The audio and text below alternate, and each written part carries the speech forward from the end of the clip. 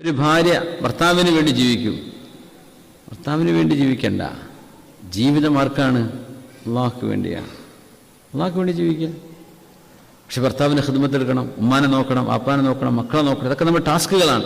പക്ഷെ ജീവിക്കുന്നത് ആർക്കാണ്? അള്ളാഹുക്ക് വേണ്ടിയാണ്. ആ ഒരു ലക്ഷ്യത്തിലേക്ക് എത്തിപ്പെടാൻ കഴിയണം. അപ്പം നമ്മൾ എൻ്റെ കുട്ടികൾക്കും മക്കൾക്കും വേണ്ടി ജീവിക്കുക, അങ്ങനെയല്ല.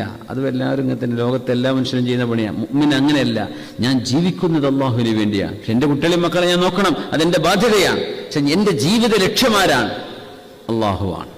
അപ്പോഴേ ആ ഒരു ലക്ഷ്യത്തിന് ജീവിക്കുമ്പോഴേ ഹൃദയത്തിനൊരു ജീവൻ ഉണ്ടാവുള്ളൂ. നമ്മുടെ ജീവിത ലക്ഷ്യം എന്താണ്? സമ്പത്തിന് വേണ്ടി ജീവിക്കേണ്ട, സ്ഥാനമാനങ്ങൾ കിട്ടാൻ വേണ്ടി ജീവിക്കേണ്ട. ചിലരങ്ങനെ കുറേ കാലം, ഞാൻ ഇപ്പം ഇത്രയും കാലം പണിയെടുത്തിട്ട് ഇന്ന ഒരു സെക്രട്ടറി ആക്കിയിട്ടില്ലല്ലോ, ഇന്ന പ്രസിഡന്റ് ആക്കിയിട്ടില്ലല്ലോ, അതിനൊന്നും ജീവിക്കേണ്ട. അതിപ്പോൾ കിട്ടും, ചിലപ്പോൾ കിട്ടിയില്ല, അപ്പോൾ കിട്ടിയത് പിടിച്ച് വാങ്ങിയെന്ന് വരും, അപ്പോൾ നമ്മൾ വിചാരിക്കാത്തവർ കൊടുത്തെന്ന് വരും. അങ്ങനെയൊന്നും വിഷയമല്ല. അതൊക്കെ ദുന്യാവിൻ്റെ ചില തർത്തീബുകളാണ്. നിങ്ങളുടെ ലക്ഷ്യം മനസ്സിനുള്ളിൽ അള്ളാഹുവാണോ? ഞാൻ അള്ളാഹുക്ക് വേണ്ടി ജീവിക്കുകയാണ്.